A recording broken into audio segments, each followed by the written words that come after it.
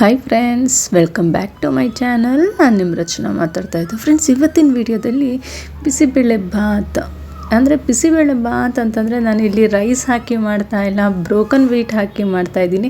ಎಲ್ಲರ ಮನೆಯಲ್ಲೂ ಬಿಸಿಬೇಳೆ ಭಾತ್ ಮಾಡೇ ಮಾಡ್ತಾರೆ. ಆದರೆ ಏನಪ್ಪ ಇದು ಸ್ಪೆಷಲ್ಲು ಅಂತ ಹೇಳ್ಬೋದು ನೀವು. ನಾನು ಮಾಡ್ತಾ ಇರೋವಂಥದ್ದು ಬಂದು ಬ್ರೋಕನ್ ವೀಟಲ್ಲಿ ಮಾಡ್ತಾಯಿದ್ದೀನಿ. ಇದು ಹೆಲ್ತ್ಗೂ ಕೂಡ ಅಷ್ಟೇ ಒಳ್ಳೆಯದು. ಡೈಲಿ ನಾವು ಮನೆಯಲ್ಲಿ ರೈಸ್ ಹಾಕಿ ಚಿತ್ರಾನ್ನ ಮಾಡ್ತೀವಿ, ಟೊಮೆಟೊ ಭಾತ್ ಮಾಡ್ತೀವಿ, ಪಲಾವ್ ಮಾಡ್ತೀವಿ, ಇಡ್ಲಿ, ದೋಸೆ, ಹೀಗೆ ಒಂದಲ್ಲ ಒಂದು ಐಟಮ್ ಮಾಡ್ತಾನೆ ಇರ್ತೀವಿ ರೈಸ್ ಹಾಕಿ. ಆದರೆ ಈ ರೀತಿ ಬ್ರೋಕನ್ ವೀಟ್ ಹಾಕಿ ನೋಡಿ, ತುಂಬಾ ಚೆನ್ನಾಗಿರುತ್ತೆ. ನೀವು ರೈಸ್ ಹಾಕಿ ಬಿಸಿಬೇಳೆ ಭಾತ್ ಮಾಡೋದೇನೆ ಮರ್ತು ಬಿಡ್ತೀರಾ. ಹಾಗಿದ್ರೆ ಇದನ್ನು ಹೇಗೆ ಮಾಡೋದು ಅಂತ ಹೇಳಿ ನೋಡ್ಕೊಂಬರೋಣ ಕ್ವಿಕ್ಕಾಗಿ. ನೋಡಿ, ಇಲ್ಲಿ ಮೊದಲಿಗೆ ನಾನು ಇಲ್ಲಿ ಮಾಡ್ತಾ ಇರೋವಂಥ ಕ್ವಾಂಟಿಟಿ ಬಂದು 3 ಜನಕ್ಕೆ. ಮನೆಯಲ್ಲಿ ನಾವು 3 ಜನ ಇರೋದ್ರಿಂದ 3 ಜನಕ್ಕೆ ನಾನಿಲ್ಲೊಂದು ಸಣ್ಣದು ಕಾಫಿ ಕುಡಿತೀವಲ್ಲ, ಆ ಗ್ಲಾಸಲ್ಲಿ 1 ಗ್ಲಾಸು ಬ್ರೋಕನ್ ವೀಟ್ ತೊಗೊಂಡಿದ್ದೀನಿ. ಅದನ್ನು ಆದಷ್ಟು ಮೀಡಿಯಮ್ ಫ್ಲೇಮಲ್ಲೇ ನಾವು ಚೆನ್ನಾಗಿ ಹುರ್ಕೊಬೇಕಾಗುತ್ತೆ. ನೋಡ್ತಾ ಇದ್ದೀರಾ ನೀವು ಬ್ರೋಕನ್ ವೀಟ್ ಇವಾಗ ಯಾವ ಕಲರ್ ಇದೆ ಅಂತ ಹೇಳಿಬಿಟ್ಟು. ಮತ್ತು ನಾನು ಲಾಸ್ಟಲ್ಲಿ ಅದನ್ನು ಉರಿವಾಗ ತೋರಿಸ್ತೀನಿ. ನೋಡಿ, ಉರಿತಾ ಇದ್ದೀನಲ್ಲ, ಈಗ ನೋಡ್ತೀನಿ. ಆದಷ್ಟು ನೋಡಿ ಅದು ಎಷ್ಟು ಚೆನ್ನಾಗಿ ವೈಟ್ ಆಗಿದೆ. ಹೀಗೇನೆ ಮೀಡಿಯಮ್ ಫ್ಲೇಮಲ್ಲೇ ಹಾಕಬೇಕು. ಅಲ್ಲಿವರೆಗೂ ಹುರ್ಕೊಬೇಕಾಗುತ್ತೆ ಚೆನ್ನಾಗಿ. ಹೈ ಫ್ಲೇಮ್ ಇಟ್ಟರೆ ಅದೇನಾಗುತ್ತೆ, ಸಿದೋಗ್ಬಿಡುತ್ತೆ. ಹಾಗಾಗಿ ಮೀಡಿಯಮ್ ಫ್ಲೇಮಲ್ಲೇ ಹುರ್ಕೊಂಡು ಒಂದು 5 ನಿಮಿಷ ಹಾಗೆ ತಣ್ಣಗಾದಮೇಲೆ ಅದಕ್ಕೆ ಸ್ವಲ್ಪ ನೀರು ಹಾಕ್ಕೊಂಡು, ಹಾಗೆ ನಾವು ಯಾವ ಕ್ವಾಂಟಿಟಿನಲ್ಲಿ ಬ್ರೋಕನ್ ವೀಟ್ ತೊಗೊಂಡಿರ್ತೀವೋ ಅದೇ ಕ್ವಾಂಟಿಟಿನಲ್ಲೇ ತೊಗರಿಬೇಳೆ ಸೇಮ್ 1:1 ಅದು ಈಕ್ವಲ್ ಆಗಿ ತೊಗೊಬೇಕಾಗುತ್ತೆ. ತೊಗೊಂಬಿಟ್ಟು ಚೆನ್ನಾಗಿ ನೀರು ಹಾಕಿ ಒಂದ್ಸಲಿ ವಾಶ್ ಮಾಡಿ ಇಟ್ಕೊಂಬಿಡೋಣ. ಇವಾಗ ನೋಡಿ, ನಾವು ಯಾವ ಗ್ಲಾಸಲ್ಲಿ ತೊಗೊಂಡಿದ್ವಿ ಬ್ರೋಕನ್ ವೀಟು ಮತ್ತು ಬೇಳೆ, ಅದೇ ಗ್ಲಾಸಲ್ಲೇನೆ ನಾನಿಲ್ಲೊಂದು 5-6 ಗ್ಲಾಸಷ್ಟು ನೀರು ಹಾಕ್ಕೊಂಡು, ಇದು ಅಕ್ಕಿ ಹಾಗೆ ಬೇಗ ಬೇಯೋದಿಲ್ಲ, ಸ್ವಲ್ಪ ಒಂದು 4-5 ವಿಸಿಲ್ ಬೇಕಾಗುತ್ತೆ. ಹಾಗಾಗಿ ನಾನಿಲ್ಲಿ ಬೇಳೆಗೆ ಸ್ವಲ್ಪ ಉಪ್ಪು ಹಾಕ್ಬಿಟ್ಟು ಬ್ರೋಕನ್ ವೀಟು ಬೇಳೆನ 2 ಪ್ರೆಷರ್ ಕೂಗಿಸ್ಕೊತಾ ಇದ್ದೀನಿ. 2 ಪ್ರೆಷರ್ ಕೂಗಿಸ್ಕೊಂಡು ಆದಮೇಲೆ ನಾವಿಲ್ಲಿ ತರಕಾರಿ ಹಾಕ್ಕೊಂಡು ಮತ್ತೆ 2 ಪ್ರೆಷರ್ ಕೂಗಿಸ್ಕೊಂಡ್ರೆ ಬಿಸಿಬೇಳೆ ಭಾತ್ಗೆ ಪರ್ಫೆಕ್ಟಾಗಿ ಒಂದು ಹದವಾಗಿ ಬೆಂದಿರುತ್ತೆ. ಈಗ ನೋಡಿ, ಸ್ವಲ್ಪ ಬೆಂದಿದೆ.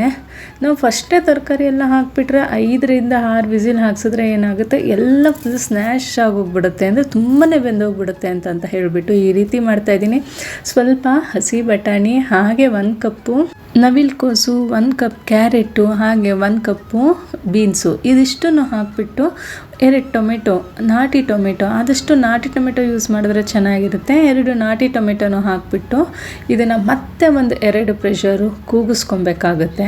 ಆವಾಗ ಏನಾಗುತ್ತೆ, ಈ ತರಕಾರಿ ಎಲ್ಲ ಒಂದು ಪರ್ಫೆಕ್ಟಾಗಿ ಬೇಯುತ್ತೆ. ನೋಡ್ತಾ ಇದ್ದೀರಲ್ಲ, ಎಲ್ಲದನ್ನು ಮಿಕ್ಸ್ ಮಾಡಿಕೊಂಡು, ಮತ್ತು ನಮಗೆ ನೀರು ಬೇಕಿದ್ರೆ ನೋಡಿಕೊಂಡು, ಇದಕ್ಕೆ ನೀರು ಇಷ್ಟೇ ಬೇಕು ಮೆಜರ್ಮೆಂಟಾಗಿ ಅಂತ ಏನಿಲ್ಲ.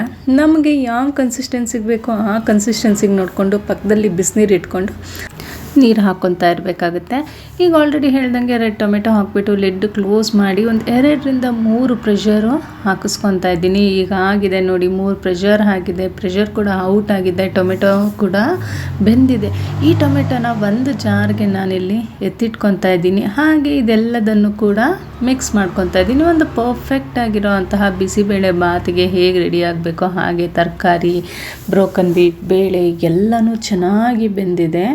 ಇವಾಗ ಈ ಟೊಮೆಟೊನ ಮಿಕ್ಸಿ ಜಾರಲ್ಲಿ ಹಾಕ್ಕೊಂಡಿರೋ ಅಂತಹ ಟೊಮೆಟೊಗೆ ನಾನು ಮನೆಯಲ್ಲೇ ಮಾಡಿರೋ ಅಂತಹ ಬಿಸಿಬೇಳೆ ಭಾತ್ ಪೌಡರ್, ಇದು ನಿಮಗೇನಾದರೂ ರೆಸಿಪಿ ಬೇಕಿದ್ದರೆ ಕಮೆಂಟ್ ಬಾಕ್ಸಲ್ಲಿ ಕಮೆಂಟ್ ಮಾಡಿ ತಿಳಿಸಿ. ತುಂಬ ಅಂದರೆ ತುಂಬ ಚೆನ್ನಾಗಿರುತ್ತೆ ಮನೆಯಲ್ಲೇ ಮಾಡಿರೋ ಅಂತಹ ಬಿಸಿಬೇಳೆ ಭಾತ್ ಪುಡಿ. ಈ ಪುಡಿನ 2 ಸ್ಪೂನಷ್ಟು ಹಾಕ್ಕೊತಾ ಇದ್ದೀನಿ. 1 ಗ್ಲಾಸು ಬ್ರೋಕನ್ ವೀಟು, 1 ಗ್ಲಾಸು ತೊಗರಿಬೇಳೆಗೆ 2 ಸ್ಪೂನಷ್ಟು ಬಿಸಿಬೇಳೆ ಭಾತು ಪುಡಿ ಬೇಕಾಗುತ್ತೆ. ಹಾಗೆ ಇಲ್ಲಿ ಒಗ್ಗರಣೆಗೂ ಕೂಡ 1-2-3 ಬ್ಯಾಡಗಿ ಮೆಣಸಿನ್ಕಾಯಿ, ಹಾಗೆ 2 ಕಡ್ಡಿ ಕರಿಬೇವು, ಒಂದು ಸ್ವಲ್ಪ ಜೀರಿಗೆ, ಇಂಗು, ಸಾಸಿವೆ ಎಲ್ಲದನ್ನು ನಾನಿಲ್ಲಿ ರೆಡಿ ಮಾಡಿ ಪಕ್ಕದಲ್ಲಿ ಇಟ್ಕೊತಾ ಇದ್ದೀನಿ.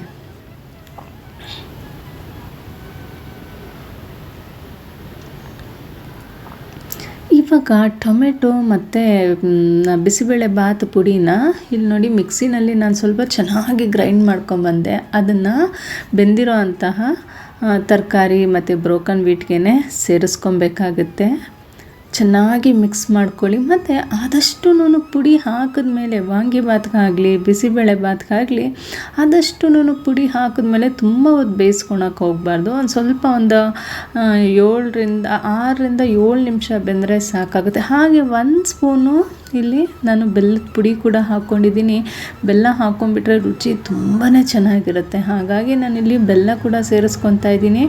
ಇವಾಗ ಇದು ನೋಡಿ ಒಂದು ಪರ್ಫೆಕ್ಟಾಗಿ ಬೆಂದಿದೆ. ಪಕ್ಕದಲ್ಲಿ ಒಗ್ಗರಣೆ ಕೂಡ ಇಟ್ಕೊಂಡಿದ್ದೀನಿ. ಒಗ್ಗರಣೆ ಬಾಣಲಿ ಇಟ್ಕೊಂಡು 1 ಸ್ಪೂನಷ್ಟು ತುಪ್ಪ, ಹಾಗೆ 1-2 ಸ್ಪೂನಷ್ಟು ಅಡುಗೆ ಮಾಡೋ ಎಣ್ಣೆ, ಯಾವುದಾದ್ರೂ ಸರಿ, ಕೊಬ್ಬರಿ ಎಣ್ಣೆ ಆದರೂ ಸರಿ, ಕಡಲೆಕಾಯಿ ಎಣ್ಣೆ ಆದರೂ ಸರಿ, ಯಾವುದಾದ್ರೂ ಸರಿ 2 ಸ್ಪೂನಷ್ಟು ಎಣ್ಣೆ ಹಾಕ್ಕೊಂಡು ಸ್ವಲ್ಪ ಸಾಸಿವೆ ಹಾಕಿ, ಸಾಸಿವೆ ಚಟಪಟ ಅಂತ ಸಿಡಿದ ಮೇಲೆ ಇಲ್ಲಿ ಮೆಣಸಿನ್ಕಾಯಿ ಮತ್ತು ಕರ್ಬೇವಿನ ಸೊಪ್ಪು ಹಾಗೆ ಜೀರಿಗೆನ ರೆಡಿ ಮಾಡ್ಕೊಂಡು ಇಟ್ಕೊಂಡಿದ್ದಲ್ವ ಅದನ್ನು ಸೇರಿಸ್ಕೊಂಡು, ಹಾಗೆ ಇಂಗು ಸ್ವಲ್ಪ ಒಂದು ಅರ್ಧ ಸ್ಪೂನಷ್ಟು ಇಂಗು ಸೇರಿಸ್ಕೊಂಡ್ಬಿಟ್ಟು ಕೆಂಪಗಾಗೋವರೆಗೂ ಹುರ್ಕೊಬೇಕಾಗುತ್ತೆ. ಅಂದರೆ ಮೆಣಸಿನ್ಕಾಯಿ ಸ್ವಲ್ಪ ಕೆಂಪಗಾಗೋವರೆಗೂ ಹುರ್ಕೊಂಡು ಒಗ್ಗರಣೆ ಹಾಕ್ಬಿಟ್ರೆ ಒಂದು ಸೂಪರ್ ಟೇಸ್ಟಿಯಾಗಿರೋ ಅಂತಹ ಬಿಸಿಬೇಳೆ ಭಾತ್ ರೆಡಿ ಆಗುತ್ತೆ. ನಾರ್ಮಲ್ ಬಿಸಿಬೇಳೆ ಭಾತ್ ಅಲ್ಲ, ಇದು ಒಂದು ಆರೋಗ್ಯಕರವಾದ ಬ್ರೋಕನ್ ವೀಟ್ ಬಿಸಿಬೇಳೆ ಭಾತು. ನೋಡ್ತಾ ಇದ್ರಲ್ಲ, ಕೊತ್ತಂಬರಿ ಇದ್ರೆ ಲಾಸ್ಟಲ್ಲಿ ಸ್ವಲ್ಪ ಯಥೇಚ್ಛವಾಗಿ ಕೊತ್ತಂಬರಿ ಕೂಡ ಹಾಕ್ಕೊಳ್ಳಿ, ತುಂಬ ಚೆನ್ನಾಗಿರುತ್ತೆ. ನಾನಿಲ್ಲಿ ಕೊತ್ತಂಬರಿ ಮಿಸ್ ಮಾಡಿದ್ದೀನಿ.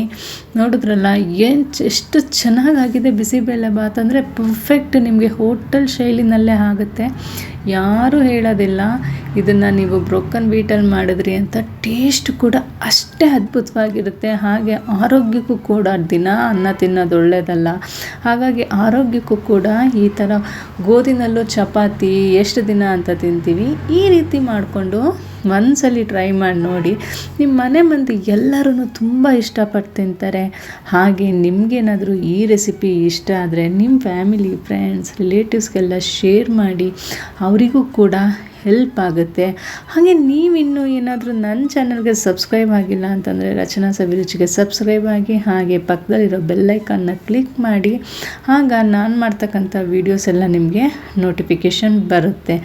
ಈ ವಿಡಿಯೋ ನೋಡಿದ್ದಕ್ಕಾಗಿ ಧನ್ಯವಾದಗಳು. Thanks for watching.